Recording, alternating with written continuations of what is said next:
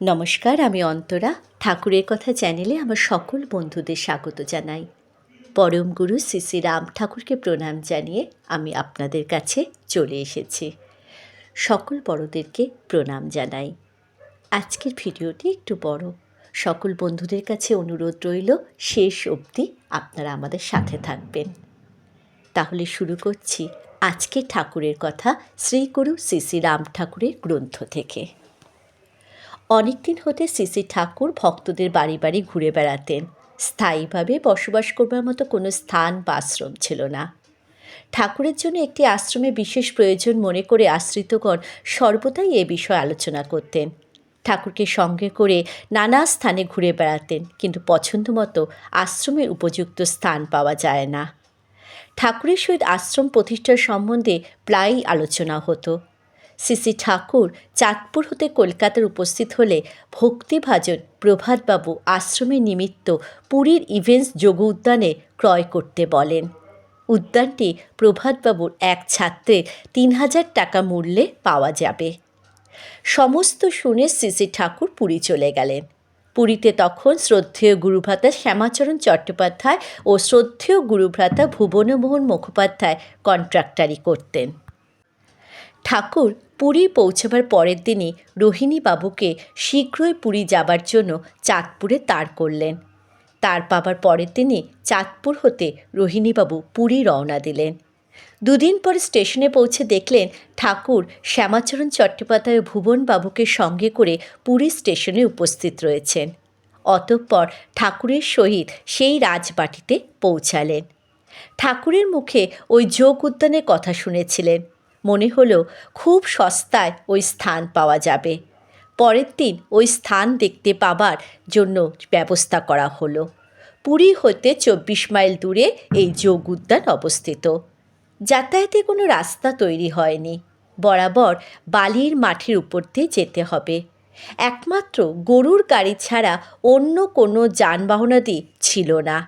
শ্যামাচরণ চট্টোপাধ্যায় একটি গরুর গাড়ি ঠিক করলেন। পরের দিন খাওয়া দাওয়া শেষ করে রোহিণীবাবু, শ্যামাচরণ চট্টোপাধ্যায় এবং ভুবনবাবু শ্রী শ্রী ঠাকুরকে প্রণাম করে গরুর গাড়িতে ওই উদ্যান অভিমুখে যাত্রা করলেন। ঠাকুর ওই বাড়িতেই রইলেন। কিছুদূর গ্রামের মধ্যে দিয়ে গিয়ে বিস্তৃত বালুকাময় প্রান্তরে গিয়ে পড়লেন। সম্মুখে যতদূর দেখা যায় বৃক্ষ আদি চিহ্ন মাত্র নেই।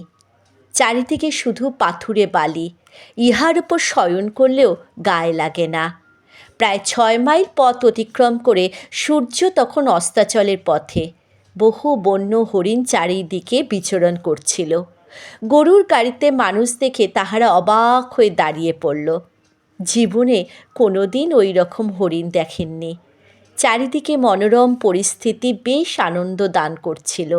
ধীরে ধীরে সন্ধ্যা উত্তীর্ণ হয়েছে। সকলে গরুর গাড়িতে করে একটি নদী পার হলেন। নদীতে হাঁটু জল। শুনেছিলেন নদীটি একটু দূরেই সমুদ্রে মিলিত হয়েছে বলে এত অগভীর।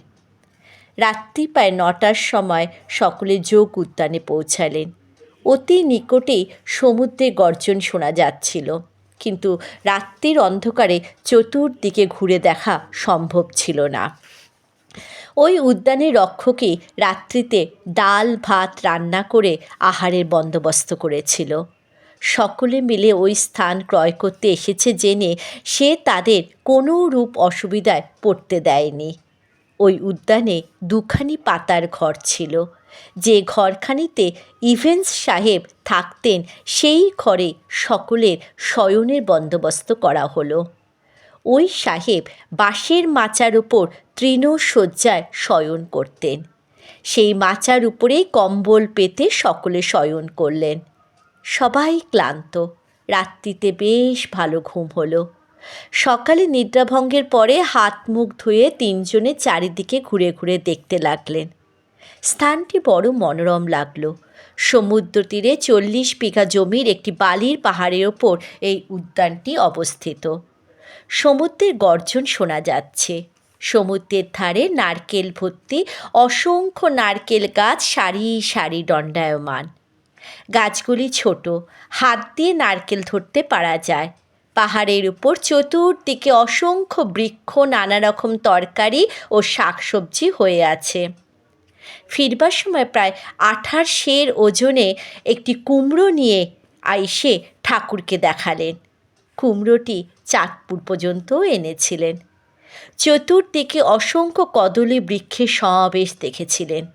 ওই স্থানে 2টি শিব মন্দির বিদ্যমান, বহু দিনের পুরাতন মন্দির। মন্দির দুটি চতুর্দিকে বালি জমে জমে প্রাচীরের আকার ধারণ করেছে, তাই নিচে নেমে মন্দিরে প্রবেশ করতে হয়। দেখলেন মন্দিরে শিবলিঙ্গ ও সর্পের মূর্তি আছে। শুনেছিলেন প্রতি শনি ও মঙ্গলবার বহু ভক্ত এসে মন্দিরে পুজো দিয়ে যায়। এই স্থানে পুজো দিলে নাকি ভবিষ্যতে সর্পদংশনে ভয় থাকে না। পরিষ্কার খোলা জায়গায় একটি বটবৃক্ষের গোড়া বাঁধানো। ওই স্থানে সর্বদা ইভেন্স সাহেব ও তাহার স্ত্রী ধ্যানমগ্ন হয়ে বসে থাকতেন। এই পাহাড়টির ধার দিয়ে একটি ক্ষুদ্র স্রোতস্বতী নদী প্রবাহিত হয়ে সমুদ্রে মিলিত হয়েছে। নদীর জল এতই লবণাক্ত যে মুখে দিলে মুখ জ্বালা করে। আবার ওই বালির পাহাড়ের ধার দিয়ে একটি ঝর্ণা হতে নির্মল জল পড়ছে। এই লবণাক্ত নদী ও সমুদ্রের এত নিকটে যে এরূপ ঝর্ণা থাকতে পারে তা কল্পনা করা যায় না। চারিদিকের এই মনোরম দৃশ্য দেখে স্থানটি তাহাদের 3 জনেরই খুব পছন্দ হলো। কিন্তু এই স্থানে বাস করা নিরাপদ নয়, চোর ডাকাতের ভয় আছে। বেলা প্রায় 8টা বাজে। সকলে পুরী ফিরিবার উদ্যোগ করছে। এমন সময় উদ্যান রক্ষক তাহাদের জন্য পাকা কলা, গোদুগ্ধ, চিড়ে এনে হাজির করেছেন। চিড়েগুলো মোটা মোটা ও বালু মিশ্রিত। অত্যাধিক ক্ষুধার উদ্রেক হওয়াতে কোনো কিছু বিবেচনা না করে দুধ, চিড়া ও কলা একত্রে সকলে মিলে ভক্ষণ করলেন। একটু বিশ্রামের পর গরুর গাড়িতে আরোহণ করলে উদ্যান রক্ষক তাহাদের নমস্কার জানিয়ে নিবেদন করলেন যে যদি ওনারা ওই স্থান ক্রয় করেন তাহাকে যেন জানানো হয়। প্রায় ঘণ্টা 2 গাড়ি চলার পর ক্ষুধার উদ্রেক হলো। গতকালই দেখা সেই অগভীর নদীর ধারে এসে একটি দোকান হতে কিছু খাবার কিনে তাহারা সকলে খেলেন। নদীটি পার হয়ে বালুকাময় মাঠের ভেতর দিয়ে গাড়ি চলছে। চারিদিকে অসংখ্য হরিণ চড়ছে। সকলে মিলে গাড়ির মধ্যে থাকতে না পেরে মাঠের মধ্যেই অবতরণ করলেন। গাড়ি চলছে আর সকলে গাড়িকে অনুসরণ করে হরিণগুলোকে তাড়িয়ে নিয়ে যাচ্ছে। হরিণগুলো বেশ কিছু দূর এ পর্যন্ত এসেছিলেন। পুরী পৌঁছাতে যখন প্রায় 5 মাইল বাকি, তখন হরিণগুলো পেছনে ফিরে দৌড়ালো। আশ্চর্য, আর তাহাদের কিছুতেই ফিরাতে পারলেন না। রোহিণীবাবু আবার গাড়িতে উঠে বসলেন এবং বেলা 5টার সময় পুরী এসে শ্রী ঠাকুরের পদধূলি নিলেন।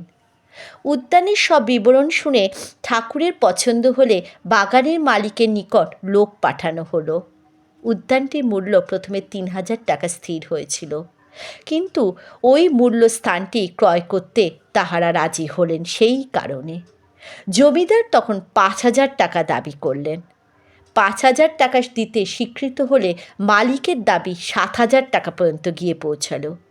জমিদারের এই ব্যবহারে শ্রী ঠাকুর অত্যন্ত বিরক্ত হয়ে বললেন, এই স্থান লইবার দরকার নাই। জমিদারকে তাহার অভিমত জানিয়ে দেওয়া হলো। পুরীতে এই সময় তাহারা 6-7 দিন ছিলেন। একদিন সন্ধ্যাবেলায় রোহিণীবাবু ঠাকুরের নিকট বসে আছেন। হঠাৎ শ্যামাচরণ চট্টোপাধ্যায় রোহিণীবাবুকে বললেন, রোহিণী, তুই পুরী আসিয়াও জগন্নাথ দর্শন করলি না? চল, তোকে জগন্নাথ দর্শন করায় আনি। ঠাকুর বললেন, ওর জগন্নাথ ওর সঙ্গেই থাকে, মন্দিরে যাইবার কোনো প্রয়োজন নাই। প্রায় 4-5 বার শ্রী ঠাকুরের সঙ্গে পুরী গিয়েছেন, কিন্তু রোহিণীবাবু কোনোদিনই জগন্নাথের মন্দিরে প্রবেশ করেননি। মন্দিরে প্রবেশ করার তাহার ইচ্ছাও কোনোদিনও হয়নি। ঠাকুর পুরীতে রইলেন, রোহিণীবাবু একাকী চাঁদপুরে ফিরে আসলেন। জয় রাম, জয় গোবিন্দ।